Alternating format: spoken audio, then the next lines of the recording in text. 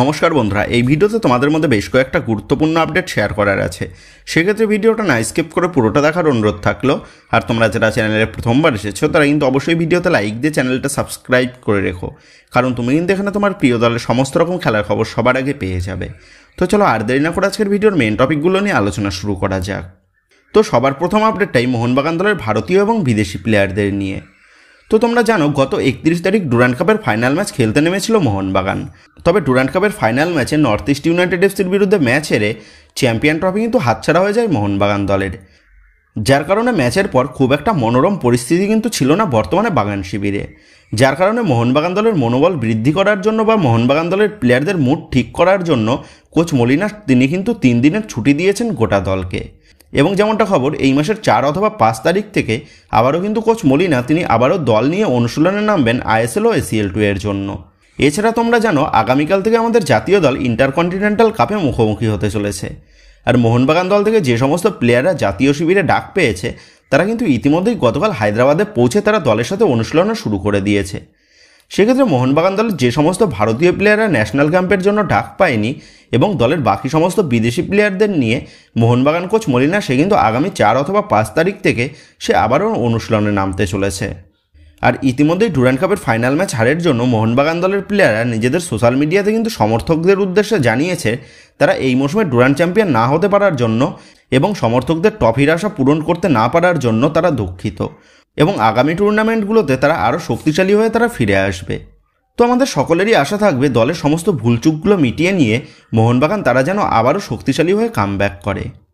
তো যে একেবারে নেক্সট আপডেটটা বেরিয়ে আসছে মোহনবাগান দলের প্রাক্তন অ্যালবেনিয়ান স্টার স্ট্রাইকার আর্মান্দো সাদিকুকে নিয়ে। তো তোমরা জানো এই আর্মান্দো সাদিকু সে কত বড় মাপের একজন স্ট্রাইকার, যার ফলে গত মরশুমে মোহনবাগান ম্যানেজমেন্ট তারা আর্মান্দো সাদিকুকে দলে নিয়ে এসেছিল দলের আক্রমণ ভাগকে শক্তিশালী করে তোলার জন্য। তবে আর্মান্দো সাদিকু সে মোহনবাগান জার্সিতে নিজেকে কিন্তু খুব একটা মানিয়ে নিতে সক্ষম হয়নি। মোহনবাগান জার্সিতে আর্মান্দো সাদিকু 35 ম্যাচে 11টা গোল আর একটা অ্যাসিস্ট সে করেছিল, যার ফলে মোহনবাগান ম্যানেজমেন্ট তারা কিন্তু আর এই মরশুমে আর্মান্দো সাদিকুকে দলে ধরে রাখেনি। তবে আর্মান্দো সাদিকু সে কিন্তু মোহনবাগান দল ছেড়ে সে এই মরশুমে যোগ দিয়েছে আইএসএলের আরেক ক্লাব এফসি গোয়া দলে, এবং এফসি গোয়া দলে যোগ দিয়ে আর্মান্দো সাদিকু সে যেন নিজের পুরনো ছন্দে বর্তমানে বিচরণ করছে। তো তোমরা জানো বর্তমানে গোয়াতে ভাও সাহেব বন্দোৎকর স্মৃতি ট্রফির একটা টুর্নামেন্ট চলছে, যেখানে ওই টুর্নামেন্টে এফসি গোয়া সহ আইএসএল আই লিগ এবং বিদেশি কয়েকটা দল তারা অংশগ্রহণ করেছে। তবে মেনলি ডুরান্ড কাপের মতনই এই টুর্নামেন্টকেও কিন্তু সমস্ত দলগুলি নিজেদের প্রি সিজন হিসাবেই দেখছে, কিন্তু টুর্নামেন্টের সব দলগুলি নিজেদের ফুল স্ট্রেংথ নিয়ে কিন্তু মাঠে নেমেছে। আর সেই মতন এফসি গোয়াও কিন্তু তাদের আইএসএল স্কোয়াডকেই এই টুর্নামেন্টে খেলাচ্ছে। আর এই টুর্নামেন্টে আর্মান্দো সাদিকু সে কিন্তু দুর্দান্ত পারফরমেন্স করছে এফসি গোয়ার জার্সিতে, এবং এই টুর্নামেন্টে এফসি গোয়া তারা প্রথম থেকেই দুর্দান্ত পারফরমেন্স করে তারা কিন্তু এই টুর্নামেন্টের সেমিফাইনাল ম্যাচের জন্য কোয়ালিফাই করেছে। আর এই টুর্নামেন্টে এফসি গোয়া দলের সেমিফাইনালে পৌঁছানোর নেপথ্যে মূল কারিগর হচ্ছে সেই মোহনবাগান দলের প্রাক্তন অ্যালবেনিয়ান স্ট্রাইকার আর্মান্দো সাদিকু।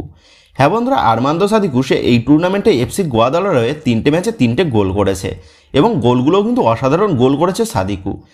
আর সাদিকুর বর্তমান পারফরমেন্স দেখে সাদিকুকে ছেড়ে দেওয়ার কারণে মোহনবাগান জনতা যে তারা একটু হলেও আফসোস করছে সেটা বলাই যায়। তো এই আর্মান্দো সাদিকুকে আলবেনিয়ান স্টার বলা হয়। তবে চোটের কারণে আর্মান্দো সাদিকুর পারফরমেন্স কিন্তু অনেকটাই ডাউন হয়ে গেছে, এবং চোট কাটিয়ে আর্মান্দো সাদিকু সে মোহনবাগান দলে যোগ দিয়েছিল, যার ফলে সে প্রথমে ভারতে এসে নিজেকে কিন্তু ঠিকঠাকভাবে মানিয়ে নিতে পারেনি।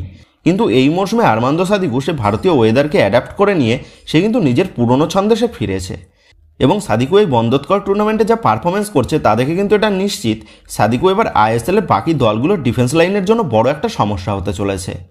তো আমরা সকলেই আশা করব আর্মান্দো সাদিকু সে যেন আইএসএলে নিজেকে সেরা স্ট্রাইকার হিসাবে মেলে ধরতে পারে। অপরদিক দিয়ে আর্মান্দো সাদিকুর পরিবর্তে মোহনবাগান ম্যানেজমেন্ট তারা এ লিগের স্টার স্ট্রাইকার জেমি ম্যাকলারেনকে দলে সই করিয়েছে। সেক্ষেত্রে টুর্নামেন্ট শেষে এখন এটাই দেখার বিষয় হবে পারফরমেন্সের নিরিখে জেমি ম্যাকলারেন সে আর্মান্দো সাদিকুর থেকেও ভালো পারফরমেন্স করে মোহনবাগান ম্যানেজমেন্টকে সঠিক প্রমাণ করতে পারে নাকি।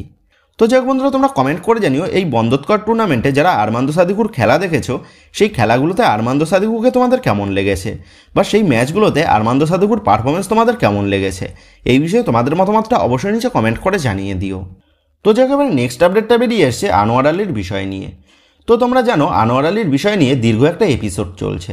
পিএসসির তরফ থেকে সমস্ত পক্ষের মতামতগুলো শুনে নিয়ে বিগত বেশ কিছুদিন আগেই আনোয়ার আলীর বিষয়ে পিএসসির তরফ থেকে চূড়ান্ত রায় জানানো হবে তেমনটাই কথা ছিল। তবে পিএসসি তারা কিন্তু আনোয়ার আলীর রায়ের বিষয়ে একের পর এক তারিখ দিয়ে গেলেও এখনও পর্যন্ত কিন্তু পিএসসির তরফ থেকে আনোয়ার আলীর বিষয় নিয়ে কোনো রকম চূড়ান্ত সিদ্ধান্ত জানানো হয়নি। তবে তোমাদের যেমনটা জানিয়েছিলাম, আনোয়ার আলীর রায় গত মাসের শেষের দিকে বা এই মাসের শুরুর দিকে আসতে পারে। তবে গত 27 তারিখ এবং 31 তারিখ আনোয়ার আলীর বিষয়ে পিএসসি তারা ফাইনাল রায় জানাবে তেমনটা তারা জানালেও সেই সমস্ত ডেটগুলো কিন্তু পোস্টপন্ড হয়ে গেছে। কিন্তু গতকাল মার্কাস মার্গুলাও জানিয়েছে আজ আনোয়ার আলীর বিষয় নিয়ে পিএসসি রায় জানাতে পারে। সেক্ষেত্রে আজ আনোয়ার আলীর বিষয় নিয়ে পিএসসির তরফ থেকে ফাইনাল আপডেট কিন্তু আসার একটা সম্ভাবনা রয়েছে। তবে এর পাশাপাশি আরও একটা বিষয় চিন্তায় ফেলছে আনোয়ার আলীর কেস নিয়ে, আর সেটা হচ্ছে তোমরা জানো বর্তমানে ইন্টারকন্টিনেন্টাল কাপের টুর্নামেন্টের জন্য আনোয়ার আলী সে কিন্তু ন্যাশনাল ক্যাম্পে ডাক পেয়েছে। আর আনোয়ার আলীকে কোচ মানালো মার্কোয়েজ ঢোকা সে যে জাতীয় দলের প্লেইং 11-এ ইউজ করবে সেটা কিন্তু একদম নিশ্চিত। সেক্ষেত্রে এর মাঝেই যদি আনোয়ার আলীকে নিয়ে চূড়ান্ত সিদ্ধান্ত জানিয়ে দেয় পিএসসি, তাহলে আনোয়ার আলীর মনোবলটা কিন্তু একটু হলেও ভেঙে যেতে পারে, যার ফলে আমাদের জাতীয় দলের জন্যও কিন্তু এটা একটা বড় সমস্যা হতে পারে।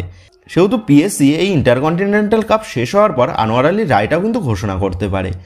তবে মার্কাস মার্গুলাও যেহেতু জানিয়েছে আজ আনোয়ার আলীর রায় আসার সম্ভাবনা রয়েছে, সেহেতু আশা করা যাচ্ছে আজও আসতে পারে আনোয়ার আলীর রায়টা। তো আজ আনোয়ার আলীর বিষয়ে ফাইনাল আপডেট এলে অবশ্যই কিন্তু তোমাদের মধ্যে শেয়ার করে দেবো। তখন এটাই দেখার বিষয় আজ আনোয়ার আলীর বিষয়ে চূড়ান্ত সিদ্ধান্ত জানায় নাকি পিএসসি, নাকি ইন্টারকন্টিনেন্টাল কাপ টুর্নামেন্ট শেষ হওয়ার পর আনোয়ার আলীর বিষয়ে চূড়ান্ত সিদ্ধান্ত ঘোষণা করা হয় পিএসসির তরফ থেকে। তো যেখানে নেক্সট আপডেটটা বেরিয়ে আসছে মোহনবাগান দলকে নিয়ে। তো তোমরা জানো আনোয়ার আলীকে মোহনবাগান ম্যানেজমেন্ট ছেড়ে দেওয়ার পর মোহনবাগান দলে কিন্তু আনোয়ার আলীর রিপ্লেসমেন্ট প্লেয়ারের অভাব স্পষ্টভাবেই লক্ষ্য হয়েছে গত ডুরান্ড কাপের ম্যাচগুলোতে। তবে মোহনবাগান ম্যানেজমেন্ট তারা সামার ট্রান্সফার উইন্ডোতে আনোয়ার আলীর রিপ্লেসমেন্ট প্লেয়ারকে কিন্তু দলে সই করাতে পারেনি। তবে গতকাল তোমাদের জানিয়ে দিয়েছিলাম মোহনবাগান ম্যানেজমেন্ট তারা আনোয়ার আলীর রিপ্লেসমেন্ট প্লেয়ার সই করানোর জন্য তারা কিন্তু এখনও ট্রান্সফার মার্কেটে অ্যাভেলেবেল রয়েছে। আর এই মৌসুমের সামার ট্রান্সফার উইন্ডো যেহেতু শেষ হয়ে গেছে, সেহেতু মোহনবাগান ম্যানেজমেন্ট সেই প্লেয়ারকে তার বর্তমান দল থেকে কন্ট্রাক্ট টার্মিনেট করে তাকে পার্মানেন্ট ডিলের দলে সই করাবে তেমনটাও কিন্তু তোমাদের জানিয়েছি। আর সেই প্লেয়ারদের মধ্যে যাদের নামটা জানা গেছিল তারা ছিল চিংলেসানা সিং, প্রীতম কোটাল এবং হরমিপম রুইবা। তো গতকাল এমবিএফটির তরফ থেকে একটা পোস্ট করা হয় যেখানে লেখা আছে হি ইজ কামিং হোম, অর্থাৎ সে ঘরে ফিরছে। আর এই পোস্টার ইঙ্গিতে কোন প্লেয়ারের নামটা বলা হয়েছে সেটা আশা করি তোমরা সকলেই বুঝতে পেরে গেছো। তো সেই 30 বছর বয়সী ভারতীয় ডিফেন্ডার প্রীতম কোটাল, যাকে মোহনবাগানের ঘরের ছেলে বলে ডাকা হয়, তো সেই প্রীতম কোটালকেই আবারও যে মোহনবাগান ম্যানেজমেন্ট নিজেদের দলে নিতে চলেছে সেটা কিন্তু গতকাল জানিয়ে দেওয়া হয়েছে এমবিএফটির তরফ থেকে। আর যেমনটা খবর, দলের ডিফেন্সকে মজবুত করার জন্য এবং দলের ডিফেন্সের যে ফাঁকফোকর দেখা গেছে সেই সমস্ত ফাঁকফোকরগুলো মেরামত করার জন্য মোহনবাগান ম্যানেজমেন্ট তারা কিন্তু কেরালা ব্লাস্টার এফসিকে একটা মোটা টাকা ট্রান্সফার ফি দিয়ে প্রীতম কোটালের সাথে তাদের কন্ট্রাক্ট টার্মিনেট করে নিজেদের দলে সই করাতে চলেছে। এবং এর পাশাপাশি আরও যেমনটা জানা গেছে খুব শীঘ্রই কিন্তু প্রীতম কোটালের সাথে মোহনবাগানের অফিসিয়াল সিগনেচারটাও হয়ে যাবে। সেক্ষেত্রে শেষ মুহূর্তে বড়সড় কোনো রকম অঘটন না ঘটে গেলে প্রীতম কোটালকে আমরা কিন্তু আবারও সবুজ মেরুন জার্সি পরে মাঠে নামতে দেখতে পেতে চলেছি। আর প্রীতম কোটাল সে কিন্তু এর আগেও সবুজ মেরুন জার্সিতে মোহনবাগান দলের ডিফেন্সকে নির্ভরতা জুগিয়েছে। সেহেতু প্রীতম কোটাল সে আবারও মোহনবাগান দলে ফিরলে মোহনবাগান দলের ডিফেন্স লাইনের যে সমস্ত সমস্যাগুলো দেখা দিয়েছিল সেই সমস্ত সমস্যাগুলো যে মিটে যেতে চলেছে সেটা বলাই যায়।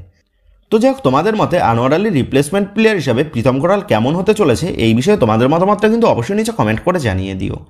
তো যাই হোক বন্ধুরা, এই ভিডিওতেই গুরুত্বপূর্ণ আপডেট করাই তোমাদের মধ্যে শেয়ার করার ছিল। তো আশা করি ভিডিওটা তোমাদের ভালো লেগেছে। তো যদি ভিডিওটা ভালো লেগে থাকে তাহলে ভিডিওতে লাইক দিয়ে চ্যানেল সাবস্ক্রাইব করে পাশে থাকা বেল আইকনটা অবশ্যই প্রেস করে দিও। আর তোমরা যারা এখনও পর্যন্ত আমাদের সোশ্যাল মিডিয়া পেজের সাথে যুক্ত হওনি তারা কিন্তু অবশ্যই নিচের ডিসক্রিপশন বক্সের লিঙ্ক থেকে আমাদের সোশ্যাল মিডিয়া পেজের সাথে যুক্ত হয়ে যাও, কারণ এখন কিন্তু সমস্ত লেটেস্ট আপডেটগুলো সবার আগে আমাদের সোশ্যাল মিডিয়া পেজেই পোস্ট করা হয়। আর তোমরা এখন ফেসবুক এবং ইনস্টাগ্রামে গিয়ে তোমরা আমাদের এই চ্যানেলের নাম লিখে সার্চ করলেও তোমরা কিন্তু আমাদের ফেসবুক এবং ইনস্টাগ্রাম পেজটাও খুঁজে পেয়ে যাবে। সেক্ষেত্রে তোমার প্রিয় দলের সমস্ত রকম খেলার খবর সবার আগে পাওয়ার জন্য এবং আমার সাথে সরাসরি যে কোনো বিষয়ে কথা বলার জন্য তোমরা কিন্তু অবশ্যই মনে করো আমাদের সোশ্যাল মিডিয়া পেজের সাথে যুক্ত হয়ে যেও।